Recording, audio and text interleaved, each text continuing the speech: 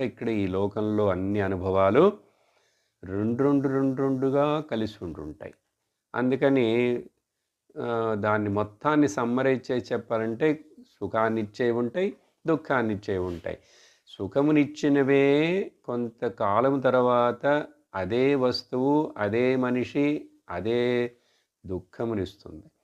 అలాగే దుఃఖమునిచ్చినవి కొన్ని ఆ తర్వాత మరలా సుఖమునిస్తాయి. అంటే అర్థమేంటి?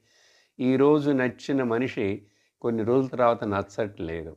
ఈరోజు ఇప్పుడు నచ్చినటువంటి తినుబండారాలు కొన్ని సంవత్సరాల తర్వాత నచ్చట్లేదు. ఏదో కారణం చేత ఆరోగ్యానికో, పొట్టకో సరిపడలేదు.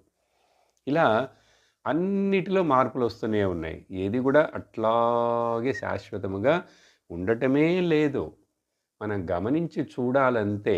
మనం గమనించం. మన జీవిత అనుభవంలో నుంచే నేర్చుకో